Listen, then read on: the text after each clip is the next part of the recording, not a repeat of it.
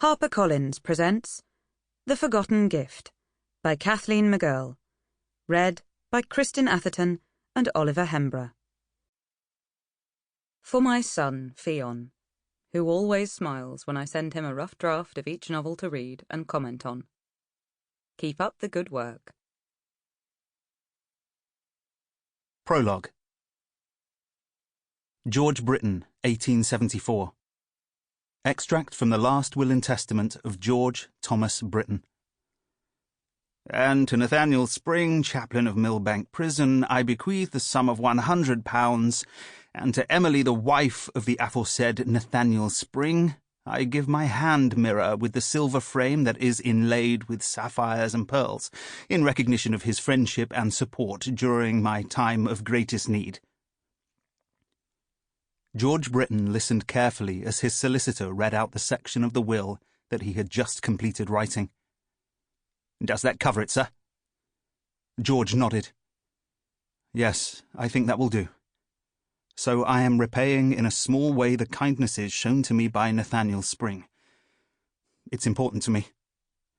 "Yes, sir." The solicitor, Edmund Harris, frowned.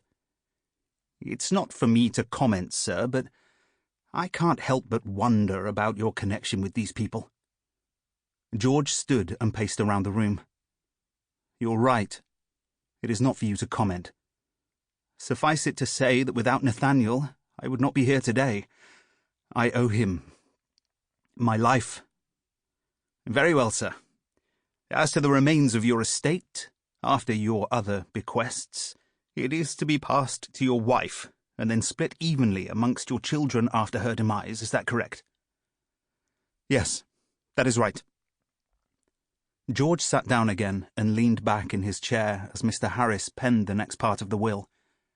It felt good to have this set down on paper. There'd been a time when he'd thought he would not need to write a will.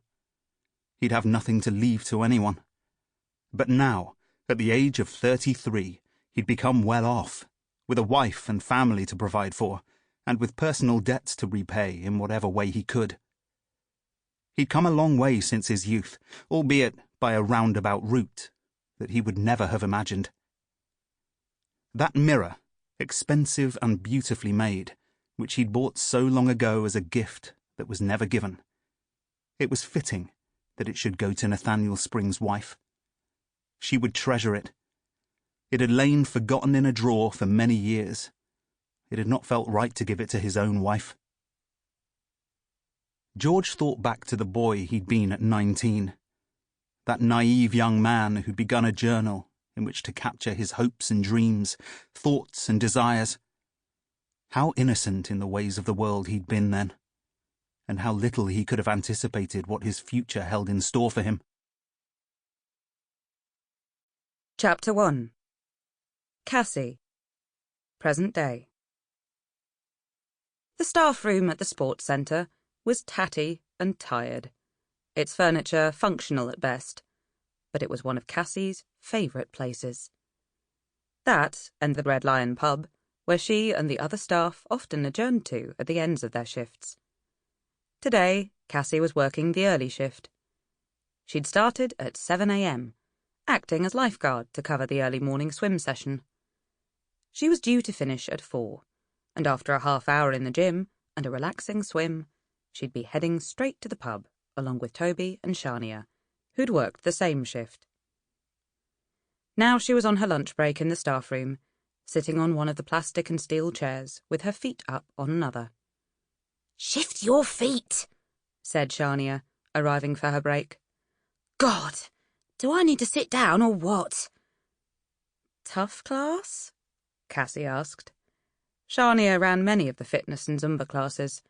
A more energetic job than being a lifeguard and general centre attendant, Cassie had always thought. "Yeah." Shania twisted open a bottle of fruit juice and downed half the bottle in one. Wiping the back of her hand across her mouth, she looked at Cassie. "Hey, did you see Who Do You Think You Are last night?" "The one with the fella off the soap opera?" "Yes, I saw it." Of course Cassie had seen it. She was obsessed by genealogy, both watching the TV shows where experts trace Sample complete. Ready to continue?